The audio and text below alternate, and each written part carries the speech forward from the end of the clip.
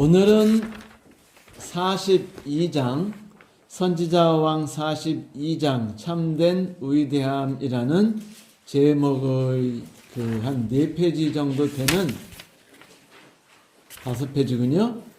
그 짧은 부분의 이야기입니다.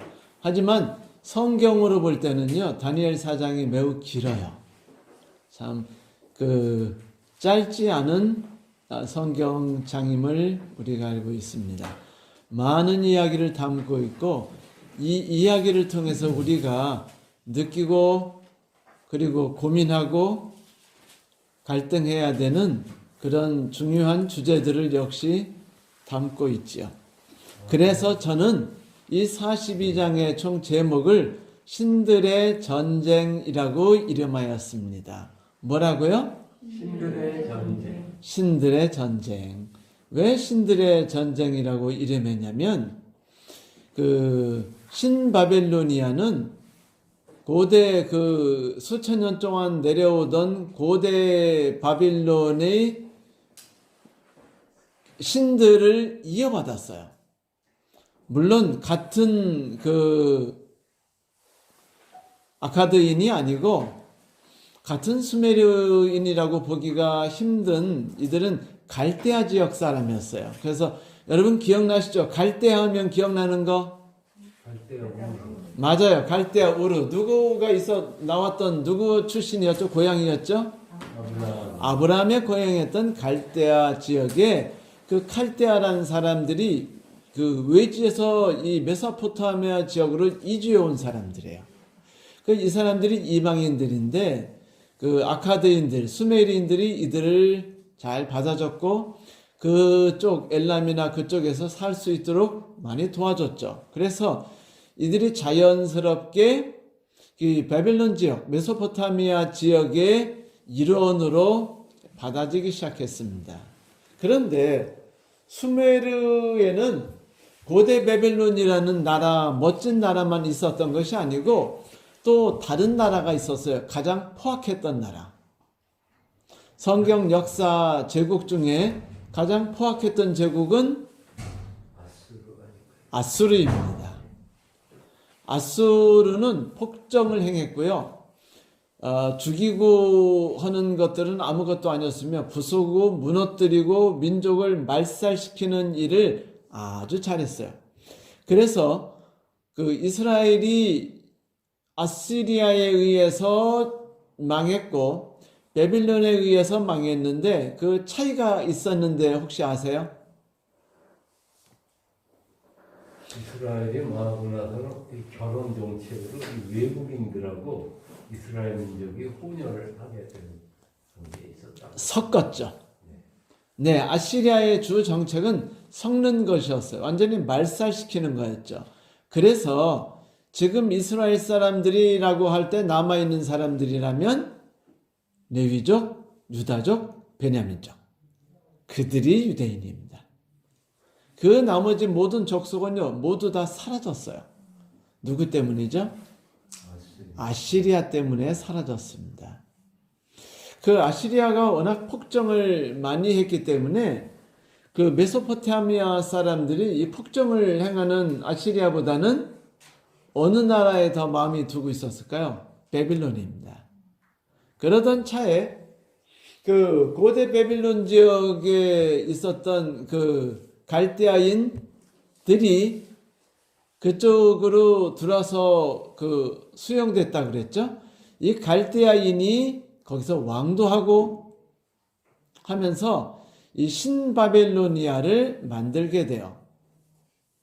신바벨론을 만들어 가지고 여러 가지 일들을 하죠. 일단 바빌론 지역을 완전히 다 지배합니다. 그런데 바빌론 지역의 이 메소포타미아 지역에 유명한 게 있다면요, 신이에요. 신들입니다. 우리가 잘 알고 있는 마루독 신. 마루독 신은 메소포타미아 지역의 주신은 아니에요. 주신은 따로 있습니다. 그런데 바빌론 사람들이 섬기던 신이 마루독 신이었어요. 신 중에서 마루독 신. 그런데 신을 섬기고 있는 바빌론이 점점 도시가 강성해지면 자연스럽게 어떻게 될까요? 마르둑 신이 주신이 되겠죠. 그래서 마르둑 신이 주신이 된 겁니다. 그런데 이제 바빌론이 다시 나라를 만들면서 신바빌론이죠. 나부코라살이 이제 바빌론을 크게 세우고 그 다음에 느부갓네살 왕이 아버지의 대를 이어서 605년부터 이제 왕 노릇을 하기 시작해요. 무려 40여 년을 왕 노릇합니다. 그래서 그 왕 노릇을 하면서 이 느부갓네살 왕이 펼쳤던 정책 중에 가장 큰 게 뭐냐 그러면은 신들을 모든 사람들이 섬기도록 푸시하는 것이었어요. 그 신이 누굴까요? 마르둑 신 혹은 바알이라고 부르는 신이죠. 바알 신이라면 다 기억나시죠? 네. 그 신이 벨리라고도 불렀어요. 그래서 마르둑, 그래서 여러분 다니엘의 다른 이름이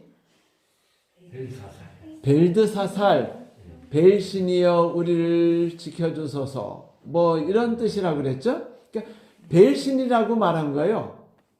그래서 이제 마르둑 신을 이 느부갓네살 왕이 엄청 숭앙시켰고 높였으며 모든 국민이 이 마르둑 신을 섬기도록 했어요. 그래서 이 바빌론 도성 안에는요 마르둑 신전이 있었는데 이 신전이 느부갓네살 왕을 닮았다는 이야기가 있어요. 그런데 이 신전 안에 있는 신상이 뭐로 만들어져 있는 줄 아세요? 순금, 금으로 만들었습니다. 바빌론의 딴 거는 몰라도 금은 많았나 봐요. 그래가지고 금이 무려 한 70톤이라든가 20톤이라든가 정확히 기억이 안 나는데 금의 그 수십 톤, 아마 20톤도 안 되겠죠. 그 한 수십 톤의 금을 신상을 만들고 여기저기 뭐 이것저것 만드는데 썼어요. 열심히 만들어 놓은 거 누가 다 써먹었을까요? 페르시아의 황제인 키루스죠. 네, 키루스 2세. 느부갓네살 왕 2세. 키루스 1세, 2세. 우리가 말하는 고레스 왕이라고 말하는 키루스가 왕이 당나귀 3,000마리를 대령해서 엄청나죠. 당나귀 3,000마리. 거기는 금을 싹 실어갔어요. 금만이 아니라 뭐 다른 신상들과 그런 귀중품들을 실어갔는데 무려 3,000마리였대요. 와, 여러분 당나귀 3,000마리면은 행렬이 뭐 한 수킬로는 갔겠죠. 네? 대부분이 다 금이었어요. 이 느부갓네살 왕하면 떠오르는 게 신입니다. 그리고 느부갓네살 왕하면 두 번째 떠오르는 게 뭘까요? 네? 왕궁, 성. 여러분, 성이라고 그러면 종류가 되게 많아요. 중국에는 왕궁이 있었죠. 왕님께서 사시는 곳. 그걸 뭐라고 그러죠? 자금성. 우리나라도 왕님이 사시는 데가 있죠. 거기를 뭐라고 부르죠? 경복궁. 맞아요. 프랑스에서는 뭐 베르사유 궁전 뭐 이런 식으로 왕궁이 있습니다. 그런데 왕궁 말고 백성들이 사는 곳을 이렇게 보호하고 싶어서 성을 만드는 곳이 많지는 않아요. 그런 나라가. 첫 번째, 전 세계적으로 큰 나라였지만 페르시아 성 안 보여요. 로마 성 없습니다. 그리스 성 없어요. 유럽도 성들이 없고요. 요새 성이라고 그래서 영주성만 있을 뿐입니다. 그 한국에도 성들이 있었죠. 수원성, 가로 장안성이 가로 5m, 그 둘레 5km래요. 여러분 참고로 그 우리나라 한양도성이 그 둘레가 총 몇 킬로인 줄 아세요? 40km 되지 않을까? 16km 밖에 안 돼요. 그런데 16km인데 여러분 바빌론 성이 몇 킬로인 줄 아세요? 둘레가 16km입니다. 그런데 헤로도투스가 워낙 그 바빌론에 가가지고 감격을 했어요. 왜냐하면 이슈타르 그 성문이 너무 멋있는데 이게요 푸른색이 나는 윤기 나는 그 자기색을 띠는 자기가 돼 있는 벽돌 특별 벽돌로요 그 이슈타르 문을 만들었거든요. 높이가 뭐 그냥 그 한 거의 30m 가깝고 막 하는 거대한 그 성문이에요. 그런데 거기에만 깐 것이 아니라 어디에도 깔았냐면 그 마르둑 신전에도 이제 그걸 그 썼고 푸른색 그 벽돌 같은 거 있죠. 그거를 좀 쓰고 했는데 아주 귀중하게 썼어요. 느부갓네살 왕의 두 번째 유명한 거라면 성을 이전에 있던 성을 개축해 가지고요. 내성 그 중간성에서 성을 많이 건축했어요. 그런데 헤로도투스가 그 딱 보니까 엄청났거든요.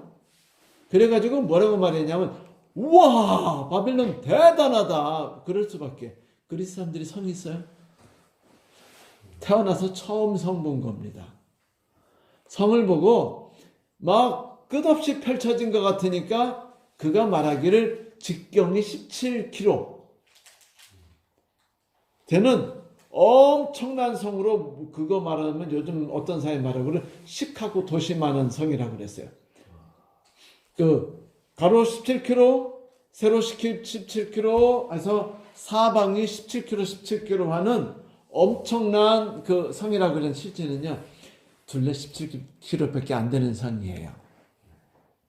그런데 이 성을 느부갓네살 왕이 만들면서 이 성이 내성, 외성, 그 뭐 중간 성벽들이요. 성벽들이 얼마나 거대하게 쌓는지 우선 해자 넓이가 100m, 깊이가 10여 미터 되는 해자를 팠어요. 그 유프라테스 강이 흘러가면서 자연스럽게 성을 둘러서 해자를 만들고 또 가운데를 흘러가게 만든 거죠.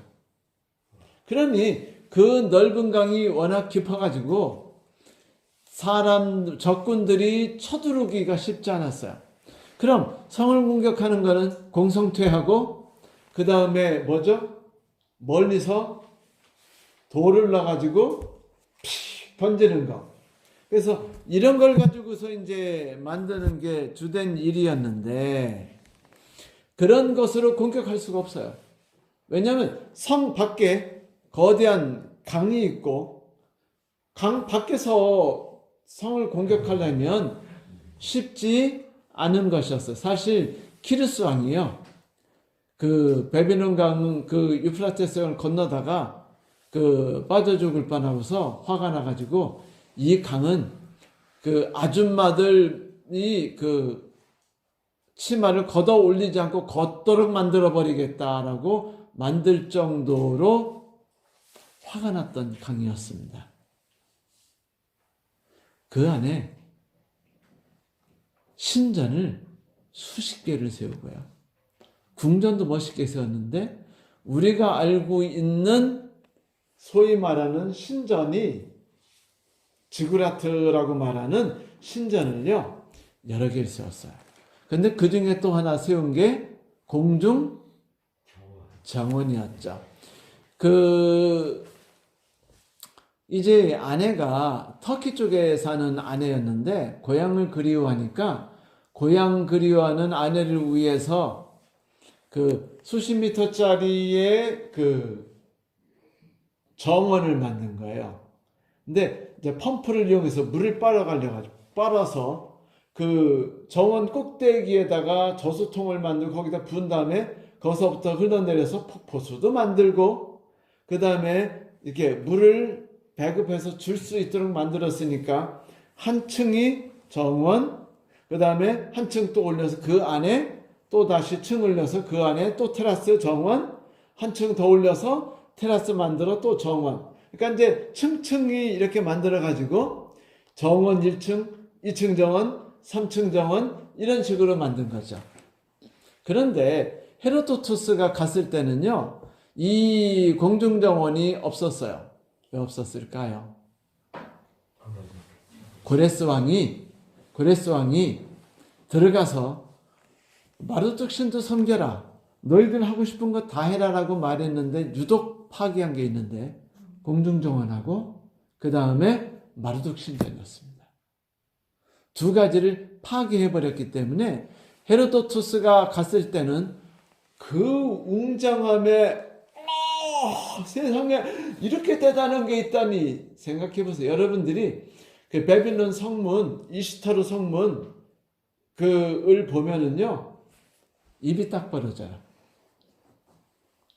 반짝이면서 거기에 용 문양, 사자 문양, 또 불, 황소 문양 이런 것들이 새겨져 있는 아주 반짝반짝 푸른색으로 반짝이는 거대한 문이었거든요.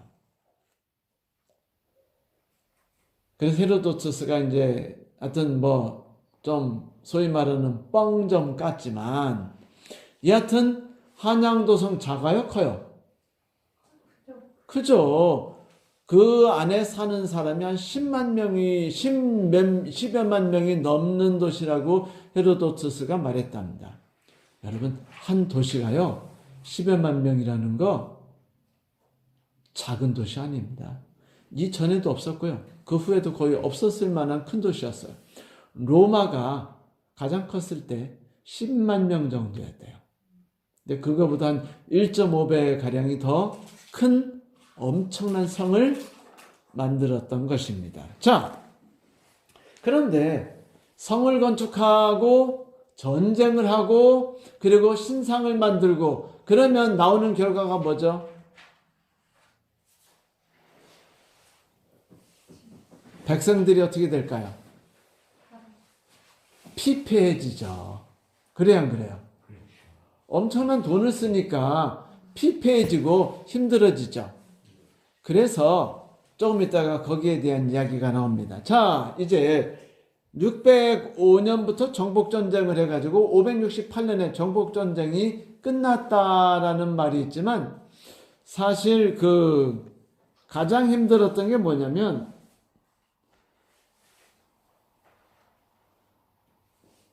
이 느부갓네살 왕이 전 세계를 정복하는데 아주 빠르게 정복했어요. 이집트도 순식간에 정복했고, 그 다음에 다른 나라도 다 빠르게 정복했는데, 딱 한 나라만 오래 걸렸는데, 그 나라가 어떤 나라인 줄 아세요? 두로였습니다. 두로는요, 무려 13년 걸렸어요. 13년이나 되는 아주 엄청난 세월 동안에 해가지고요. 573년에 마치자 586년부터 시작해서 질렸어요. 그런데 이 가나안 지역의 나라들을 하나씩 정복했거든요. 이게 마지막으로 정복한 나라가 두로였는데 두로 항구 도시예요. 그런데 두로가 성경에서 보면 가장 악한 도시로 항상 나오죠. 두로 하면 누구의 상징이죠? 사단. 예, 사단을 상징하는 도시가 두로입니다. 이 두로를 무너뜨리는데 무려 13년이 걸렸는데 사실 에스겔도 예언했었던 도시가 이 두로시예요. 이게 두로를 파괴하자 에스겔이 수고했다고 하나님이 너에게 이집트를 선물로 주신다고 할 정도였습니다. 얼마나 고생했는지 몰라요. 이집트는 뭐 순식간에 파괴했죠. 이 전쟁이 다 마치고 틈틈이 뭐를 만들었어요? 성벽을 세우고 해자를 만들고 으리으리하고 화려한 지구라트도 만들고 공중정원도 만들고 왕궁도 만들고 해가지고 막 기분이 막 너무 행복할 수 있도록 만들었어요. 상상해 보세요, 여러분. 성이요. 지구 역사 속에서 이렇게 아름다운 것이 없을 정도다 할 정도로 아름다운 걸 다 퍼붓으니까 바빌론이 원래 뭐로 뛰어나죠? 수학, 과학, 인문학, 음악, 그리고 건축학 뭐 이런데 최고의 곳이 메소포타미아 지역이었거든요. 바빌론. 그런데 그 기술을 다 써가지고 여기서 이런 멋있는 성을 만들었으니 바빌론이 신나요, 안 신나요? 행복해요, 안 행복해요? 기분이 너무 좋아요. 너무 만족스러워요. 그래서 그가 너무 행복해서 이 모든 것들은 다 누가 해주신 거? 신이 해주신 거. 그래서 마르둑 신을 찬양하며 감사했던 것이죠. 그런데 당시 사람들은요, 신들이 우리와 함께 산다고 믿었어요. 그래가지고 신들이 우상 속에 거하셔요. 그러면 우상이 가만히 앉아있으면 몸이 뻐근해요, 안 뻐근해요? 신전 속에 들어있으면 그 탁한 공기 속에서 힘들어요, 안 힘들어요? 안 힘들어가지고요. 당신은 어떻게 했냐면 신상을 가끔 밖으로 모시고 나와서 바람을 쐬드렸어요. 산책시켜드리면서. 그러니까 그들에게 있어서 신은 어떤 신이에요? 신상이고 우상이며 자기들이 섬기는 신인데 이 신이 자기들을 보호하고 삶을 풍요롭게 만들었던 신이란 말입니다. 그래서 이 신들을 섬기고 너무 행복했고 인간이 이뤄낸 것 그리고 마르둑 신이 이루어주신 걸 인해서 감사하고 찬양하면서 행복했어요.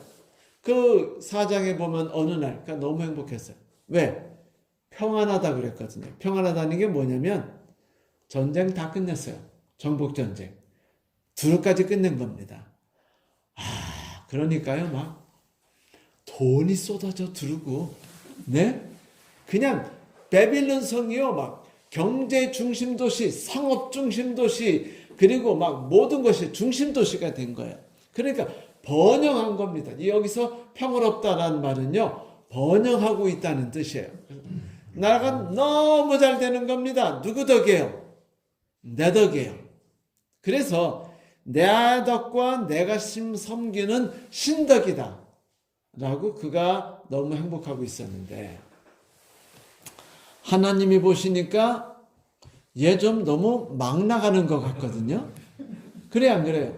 하나님이 이미 이전에 뭐라고 말씀하셨어요? 바빌론은 도구다라고 했죠. 도구다. 몽둥이다. 누구를 혼내기 위한? 이스라엘을 혼내기 위한 몽둥이라 그랬어요. 그래서 느부갓네살 왕에게 하나님이 가끔 뭐라고 하시냐면 야 임마 너 까불지 마라고 항상 하셨어요. 그게 첫째 다니엘과 세 친구 사건 기억나시죠? 그들이 하나님으로 인해서 꿈을 해몽하고 너무 놀랬잖아요. 그때 하나님을 그가 찬양했었죠. 그런데 그 다음에 너무 속상한 거예요. 자기 나라가 망하고 내가 꿈꾸고 우리의 노력으로 세운 것들이 삽시간에 무너진다는 게 얼마나 허망해요, 여러분. 그런데 허망한데요. 대개 제국들이 최소한 한 200년씩 가지 않아요? 페르시아도 한 300년 가까이 간 것 같고요. 아시리아도요, 한 300년 가까이 갔어요. 조선도 500년. 그죠? 고려도 500년. 신라 1000년. 다 이렇게 많이 갔어요. 그것만이 아닙니다. 중국에도 명나라, 청나라, 다 원나라 다 많이 갔어요, 안 갔어요? 그런데 여러분, 바빌론, 신바빌론 몇 년 간 줄 아세요? 네? 한 7, 80년에 땡 했습니다. 아버지 나보폴라살이 나라 세우고 아들 느부갓셋날이 왕이 46년 동안 왕 노릇하고 그리고 25년 뒤에 망했어요. 느부갓네살 왕의 아들 아멜마르둑이요. 왕위 1년 했습니다. 1년 하니까 매형이 그 자기 아내하고 상의해서 이제 느부갓네살 왕의 딸이죠. 상의해가지고요. 왕을 죽여버린 거예요. 그리고 자기가 왕 노릇했는데 할아버지 다 돼가지고 나이가 많아서 골골하다가 돌아가셨습니다. 그래서 그 아들이 왕 노릇했는데 몇 년 못 넘겼어요. 왜냐면요, 나보니더스가 장군이었는데 왕 하는 짓이 왕 같지 않아요. 그래가지고 죽이고 왕 노릇합니다. 그리고 자기 아들 벨사사를 왕궁에 맡겨놓고 어떻게 해요? 싸우러 다녀요. 나보니더스가 출신이었으니까. 그런데 4명의 왕이 바뀌었으니 25년 동안 4명의 왕이니까 한 명당 평균 몇 년이에요? 네, 6년 정도밖에 못한 거예요. 아주 짧아. 그리고서는 페르시아에 의해서 망한 겁니다. 그러면 이 나라는 결국 누구에 의해서 만들어지고 누구에 의해서 끝난 거예요? 느부갓네살 왕에 의해서 끝난 거예요. 그 사람에 의해서 만들어져 거대해졌고. 그러니까 이 왕이 이 모든 것들이 자기가 이룬 거라고 생각하는 겁니다. 그런데 하나님께서 이렇게 되면 하나님 뜻이 이루어지지 못하잖아요. 그러니까 신들의 싸움이 시작된 거예요. 하나님께서 신상의 꿈들을 보여주셨죠. 그랬더니 그래 너희 그 신상 하고서는 역사 속에 하나님이 이끄시는구나 라고 인정했다가 며칠 뒤에 다시 어떻게 돼요? 아니야. 그래도 내 힘이 영원해야지. 사람들은 다 이 땅에서 영원히 살고 싶은 것처럼 살고 싶지 않아요? 안정된 집에, 안정된 삶에 자식들에게 그걸 안정되게 넘겨주고 싶고, 자식의 자손, 그래서 자손 만대라는 말을 해야 하네요. 여러분, 만대가 역사 속에서 갔을까요? 안 갔을까요? 만대면은요, 30년이면은 몇 년이 되는 줄 아세요? 3천만 년이 돼요. 지구 역사 몇 년이죠? 지구 역사 몇 년이, 30만 년. 지구 역사 몇 년이죠? 네, 6천년. 말이 안 되죠. 만대는커녕 그 몇백 대도 못 간 거예요. 지구 역사. 몇백 대도 못 갔어요. 제 신씨 가문이 제가 고려 때부터인데, 고려 생겨서부터 제가 지금 몇 대 손인 줄 아세요? 30몇 대 손밖에 안 돼요. 겨우. 그런데 고려서부터 조선까지 1000년 동안 30몇 세대? 제가 장절공 30몇 세대 정공이니까 한 40세대 되나? 하여튼 별거 아니에요. 얼마 안 갔어요. 자, 하다 보니까 조금 살짝 꺼림칙해서 넘깁니다. 자신이 없어가지고. 하여튼 제가 38대는 맞아요. 자, 그런데 여러분, 인간의 꿈은 내가 세운 것이 영원하기를 바라요. 그리고 내가 꿈꾸는 대로 나의 나라, 나의 도시, 나의 가정이 움직여 나가기를 소망합니다. 내가 주인이 되기는 거죠. 그런데 하나님께서는요, 그걸 원치 않으세요. 항상 네가 주인이 아니고 내가 주인이다. 네가 내 힘대로 나간 것이 아니라 내가 너를 이끌었어라는 것을 알려주려고 항상 하셨죠. 그래서 이게 신들의 싸움인 겁니다. 내가 섬기는 나의 신, 우상, 내가 의지하고 있는 것들과 하나님과의 싸움이었죠. 그래서 이제 그 신을 섬길 때, 절하게 했을 때, 인간의 능력을 찬양할 때 거기에 대해 거부했던 사람이 있었죠. 사드락, 메삭, 아벳네고. 아니야. 인간의 힘을에게 우리가 져서 안 돼. 우리는 그런 거에 무너질 존재가 아니야. 우리는 만국을 통치하시는 하늘에 계시는 하나님을 섬기는 사람이야 라고 믿어요. 여기서 중요한 게 하늘에 계시는 하나님입니다. 조금 아까 제가 뭐랬죠? 느부갓네살이 섬기는 신들은 다 어디 신이에요?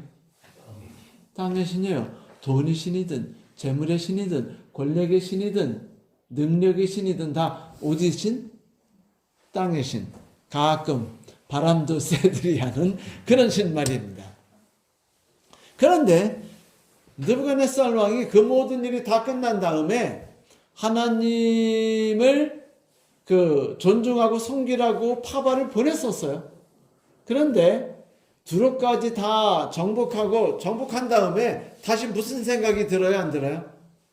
내가 최고야. 내가 이 모든 걸 만들었어. 내 아들이 내가 한 것을 유지시켜 주기를 꿈꿔. 이런 생각 우리도 갖고 있는데 느부갓네살이 이런 꿈이 있겠어요, 없겠어요? 있겠죠.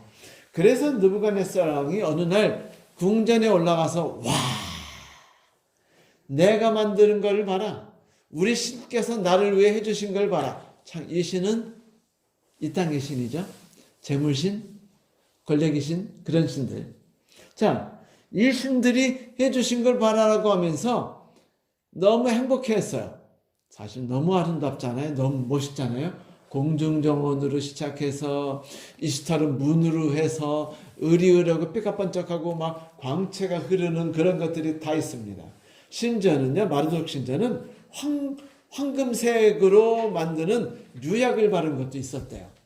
푸른색과. 그래가지고 광채가 으리으리하게 나니까요, 볼 때 찬란했던 거예요.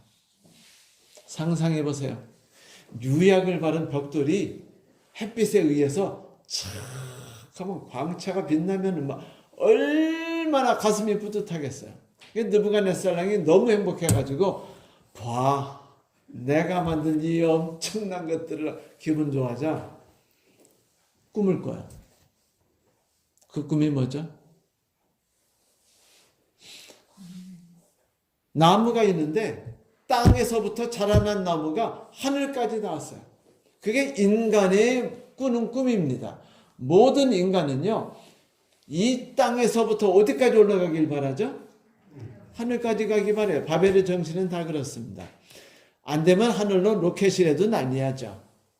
그래서 하늘까지 날리는 게 꿈이에요. 그 꿈대로 자기가 꾸는 꿈이 나무가 쫙 섰는데 모든 새들과 동물들이 거기 거하는 겁니다.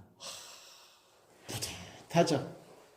그런데 여기서 순찰자, 말하면 이제 천사 정도 되는데, 여기서 말하면 이제 그 베벨론을 지키시는 신이겠죠. 지금 느부갓네살 왕이 인정하는 하나님은 하나님에 대해서 배우더라도 언제나 어떤 방식으로 해석해야겠죠? 자기 나라 신을 해석 방법대로 해석하지 않겠어요? 그죠? 그러니까 이제 그 해석대로 이제 순찰자가 와가지고 말하기를 어떻게 하고? 나무를 잘라버리고 구루터기를 쇠사슬과 노사슬로 묶어서 7년 동안 놔둬라 라고 말합니다. 이 꿈을 꾼 다음에 너무 불길한 꿈이거든요. 그래서 병백들을 다 불렀는데 누구를 안 불렀는 줄 아세요? 다니엘. 왜 안 불렀을까요? 왜 안 불렀을까요? 네? 왜 안 불렀을까요? 불길해서. 꼭 얘네 하나님은요, 하는 것이 불길한 것만 말해줘요. 그리고 꼭 내 존심을 망가뜨리는 일만 해요. 그래 안 그래요?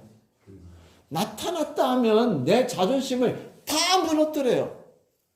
하나님이 등장하셔서 우리와 함께 하실 때 우리에게 일어나는 첫 번째 사건이 뭐죠? 고통 아닙니까? 고난 아니든가요? 모든 사람이 그리스도인이 됐을 때 제일 먼저 겪는 것이 시련과 고통과 고난입니다. 그런데 우리가 그것을 고난이라고 부르지 하나님의 인도하심이라고는 아무도 안 불러요. 그러니까 우리가 속상하고 우리가 좌절하고 우리가 분노하는 겁니다. 하나님한테는 분노하지 않고 누구한테 분노하죠? 직장 상사, 남편, 아들, 그리고 시부모, 뭐 이런 사람에게 분노하죠. 그거는 하나님을 찬양하고 사람들에 대해 서운하다는 것이, 그래서 우리 그리스도인들도요, 다 하다 보면 하나님은 욕 안 하지만 누구는 욕해요? 주변 사람 탓은 다 하더라고요. 전화를 들어보면은요, 언제나 전화 거시는 분이 누구에겐가에 대해서 이야기하지 않는 분을 본 적이 없어요. 취미예요. 네, 취미죠. 취미생활. 자, 고통이 싫은 거예요. 하나님이 하신다고 생각하지 않아요. 주변이 한다고 생각하죠. 그런데 하여튼 그게 하나님이 한다고, 하나님이 나를 치신다고 생각하면 너무 기분이 좀 섭섭하거든요. 내가 하나님한테 침을 당한다? 차라리 시부모가 날 괴롭힌다고 말하면요, 덜 행복해, 덜 좀 그래도 위로를 받는데, 하나님이 날 치신다고 생각하면요, 힘들어요. 그러니까 우리가 우리 시부모를 욕하는 겁니다. 직장 상사 욕하는 거예요. 다 이유가 있어요. 그렇게. 자, 그런데 다니엘이 안 불렀어요. 기분 나빠서. 그런데 얘네들이 해석하겠어요? 안 하겠어요? 알아도 못해요. 그래 안 그래요? 하다가 어떻게 되죠? 그 얘기하면 그냥 죽는 거죠. 느부갓네살 지난번에도 뭐 니들 다 죽인 다음에 토막을 내 가지고 뭐 두엄 더미를 만들 그런 얘기 했잖아요. 아무도 말 안 하니까 답답해요. 그래서 하는 수 없이 가장 불길한 다니엘을 부른 겁니다. 그런데 자존심 상하니까 얘를 말할 때 좀 까고 싶어요. 그래서 뭐라고 말하죠? 벨드사살라, 얘에 대해서 말할 때요, 다니엘에 있는데 내가 걔를 벨드사살이라고 말했다라고 말해요. 그래서 성경에서도 벨드사살, 일부러 벨드사살이라 하는 다니엘이 꼭 말할 때, 지금 이게 전국에 보낸 그 메소포타미아 전역에 보낸 뭐죠? 공문이에요. 공문인데 하나님을 찬양하는 공문이 아니에요? 공문이죠. 근데 끝까지 버텨야 안 버텨요? 하나님을 찬양한다고 이 공문 시작과 끝에 써요. 그런데도 불구하고 끝없이 다니엘을 말할 때 뭐라고 불러요? 벨드사살이라 하는 다니엘. 내가 벨드사살이라고 이름을 줬다. 일부러 계속 그래요. 느부갓네살 왕, 그래, 하나님이 그 마르둑이 아니고 하늘에 계신 하나님이라고 인정하마. 그래도 하나님이 지구 역사는 운영하시는지 모르지만 그래도 이 땅을 그래도 통치하는 건 나고, 그리고 누구지? 마르둑 신이지라고 생각하는 거예요. 지금도 이 전국에 이 포구령을 보낼 때조차 그 생각을 여전히 하고 있는 겁니다. 인간이 하나님을 받아들인다고 해서 그가 즉시 회개하고 선한 사람이 될 수 있나요? 그렇다면 우리가 존경하는 아브라함께서 75살에 이미 훌륭한 신앙을 쌓았어야죠. 그런데 그러지 못했잖아요. 안 그래요? 우리가 존경하는 이삭이 신앙대로 살았어야 하잖아요. 그런데 그렇게 못했잖아요. 그가 나이 100세가 훨씬 넘어서 하나님을 속이고 아들도 속이고 아내도 속이면 사기치지 않았어요, 이삭이? 하나님을 거부하지 않았습니까? 야곱은 안 그랬어요? 훌륭한 그리스도인이라고 해서 순식간에 공의를 행하고 인자와 자비를 베푸는 일은 없어요. 느부갓네살 왕이 회개했다고 해서 인자해주고 자비를 베푸는 사람이 됐을까요? 안타깝게도 느부갓네살 왕이 이 포구령 쓰고 몇 년 안에 돌아가십니다. 그리고서 그 아들이 왕이 됐어요. 그 뒤에 바빌론 성에 있는 어떤 그 점토판에도 하나님에 대해 인정하는, 느부갓네살 왕이 인정하는 점토판이 아직 한 장도 발견되지 않았습니다. 그건 뭘 뜻해요? 모든 인간은 이 세상에서 우리가 쌓은 힘과 세력은 인정하지만 하나님은 인정은 하더라도 그분이 내 삶을 주관하는 것은 받아들이지 못한다는 거예요. 이게 신들의 싸움입니다. 하나님께서 그래 네가 너 자신을 포기하지 않아? 라고 말하고 꿈을 주셨는데 이 꿈을 꾸고도 여전히 내가 다 했는데 하나님이 뺏어가시니 속상해요, 안 속상해요? 우리 아들 서울대 가서요. 서울대 의대 가서 그럼 누가 애쓴 거죠? 내가 애쓴 거잖아요. 그래 안 그래요? 근데 하나님이 하셨다고 하면은 내가 한 게 사라져요, 안 사라져요, 집사님? 그러면 괜히 자존심 상하고 속상하죠. 우리 아들이 서울대 나왔습니다라고 말하는 거는 지금 뭐를 뽐내는 거예요? 네? 내 아들이라는 거 아니에요. 내가 힘썼다는 거 아니에요. 우리가 좀 애썼고 우리 가문이 좀 뇌가 좋다고 하는 거 아니에요. 우리 아내가 교육 잘 시켰다는 거 아닙니까?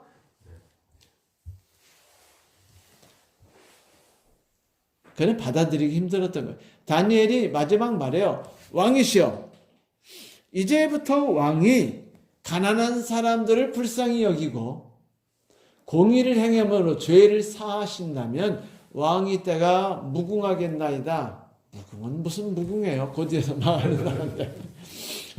그러나 다니엘 이렇게 말하지 않으면 어떻게 되겠어요? 목이 날아가죠. 그래도 여러분, 아무리 그리스도인이라고 하더라도 세상 사람들에 대해서 왕에 대해서요 함부로 말하는 거 아닙니다. 뒤서는 모욕할지라도 앞에서는요 다니엘같이 말할 줄 알아야 돼요. 왕이시여 만세수하옵소서, 왕의 나라가 무궁할 겁니다. 뭐 이렇게 말하는 거죠. 다니엘처럼. 자, 다니엘이 이제 왕이 가난한 사람을 불쌍히 여기라는 말을 왜 했을까요? 전쟁에서 세금 빼면 누가 먼저 제일 힘들어요? 전쟁하면은요 부자가 어려워집니까? 가난한 사람이 어려워집니까? 전쟁통에는요 부자는 더 부자가 되고 가난한 사람은 더 가난해집니다. 나라가 어려워지면 부자는 더 부자가 되고 가난한 사람은 더 가난한 사람 돼요. 우리나라도요 뭐 터지니까? 6.25 전쟁. 아니 최근에 일어난 사건 코로나 전에 김영삼 대통령 때 터진 거 IMF 터지고 그 다음에 김대중 대통령 터진 거 카드 대란 터지고 네? 최근에 터진 게 코로나 터지고 이 터질 때마다 누가 터져 나와요?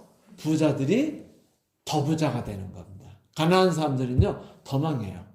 그러니까 가난한 사람들을 불쌍히 여기시고라는 말이 무슨 뜻일까요? 전쟁 좀 그만하시고 이거를 유화적으로 말한 겁니다.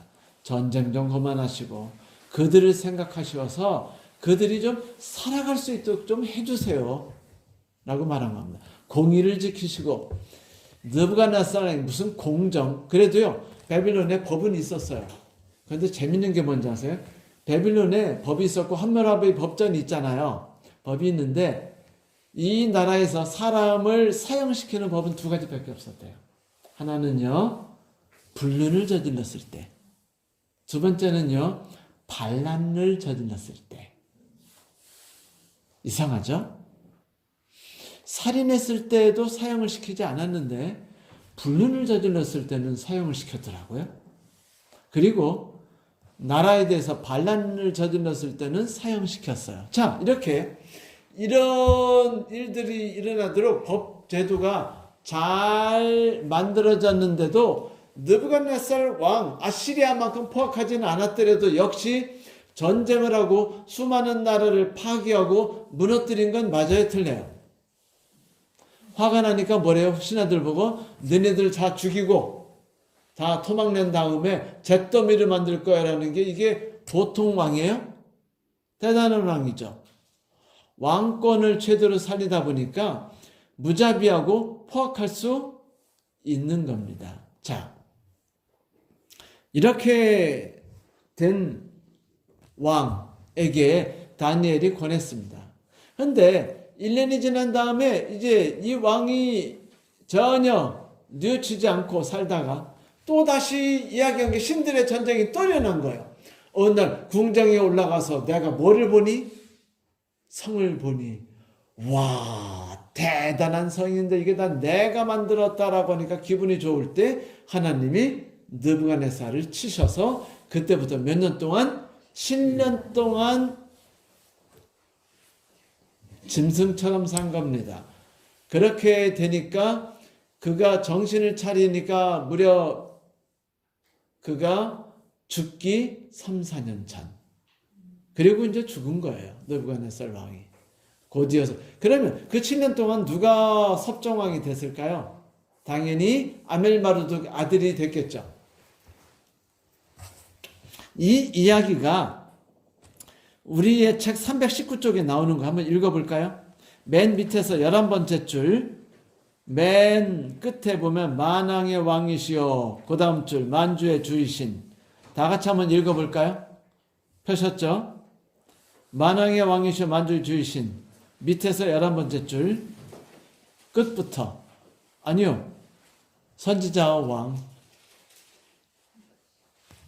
읽겠습니다. 시작. 만왕의 왕이시오 만주해 주신 하나님의 견책하에 느부갓네살은 마침내 모든 통치자가 배울 필요가 있는 공과 곧 참된 위대함은 참된 인자함에 있다는 것을 배웠다.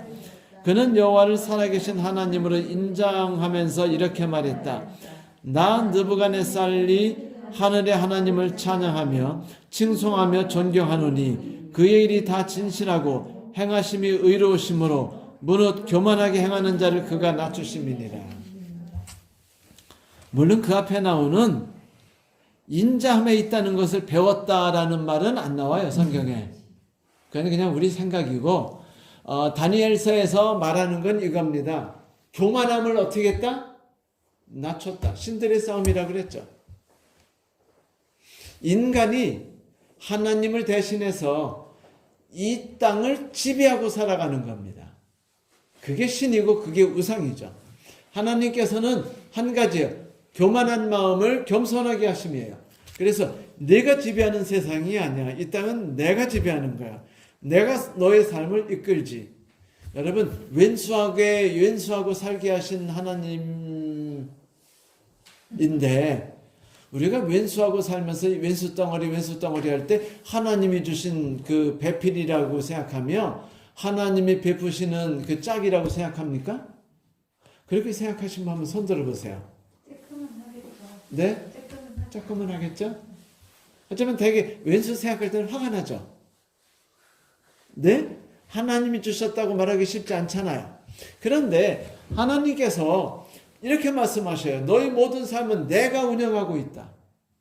내가 이끌고 있는 거야. 너희 삶에 있는 기쁨도, 행복도, 슬픔도, 고통도, 마음의 상처도 내가 이끄는 것이라는 겁니다. 그러므로 너는 겸손하게 하나님께서 이끄시는 삶을 받아들이라는 거예요. 그걸 받아들이지 못하니까 어떻게 해요? 분노하는 겁니다. 받아들이지 못하니까 좌절하는 거예요. 받아들이지 못하니까 속상하고 받아들이지 못하니까 우울하고 정신병 걸리는 겁니다. 느부갓네살 왕이 정신병 걸린 게 결국 그거죠.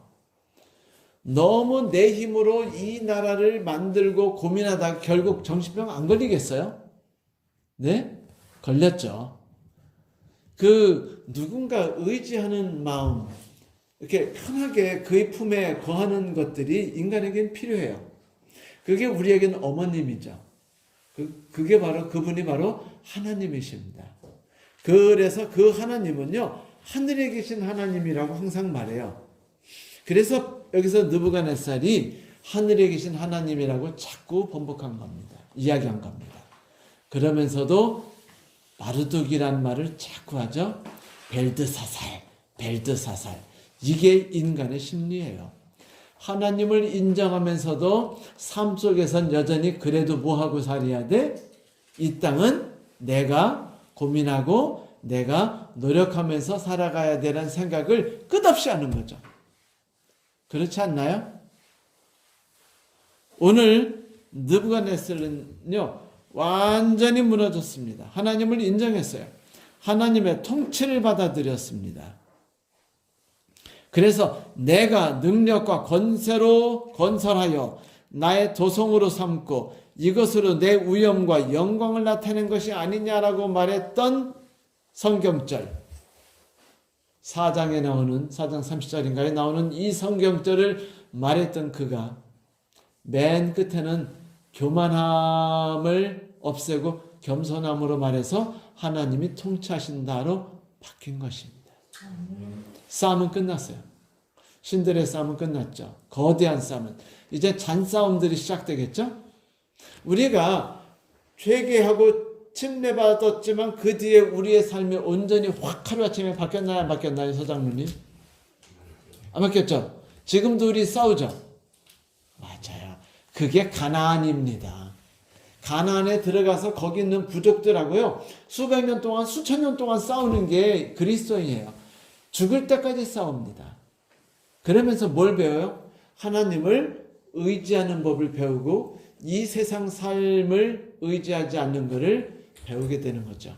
성도 여러분, 하나님은 느부갓네살 왕을 통해서 이 온 세상에 사는 사람들에게 하나님을 의지하고 살아갈 것을 요구하십니다. 그리고 이 사건을 통해서 이스라엘 백성에게 하나 알려주셨어요. 그건 뭐냐면 바벨론 왕이 무서워하지 마라. 그가 다스리는 왕도 하나님께서 세우셨기 때문에 임시로 있는 것뿐이지 그도 언젠가 망할 거야. 남아있는 것은 무엇밖에 없다. 영원한 건 하나님의 뜻밖에 없다. 하나님이 인도하시는 방법과 그분이 뜻만이 영원할 뿐입니다. 두려워하지 마세요. 염려하지 마세요. 무서워하지 마세요. 분노하지 마세요. 그것은 우리가 이 땅의 신을 섬길 때 우리의 마음을 지배하는 것들입니다. 그 결과가 7년 동안 미치광이 되는 거죠. 우리는 그걸 넘어서서 그 뒤에 하늘을 보고 제정신이 돌아오는 느부갓네살처럼 그런 삶을 살게 되었으면 좋겠습니다. 신들의 나 자신과 나 자신을 중심으로 하는 하나님과 사단과의 싸움에서 하나님이 승리하시기를 간절히 바랍니다. 오늘 말씀을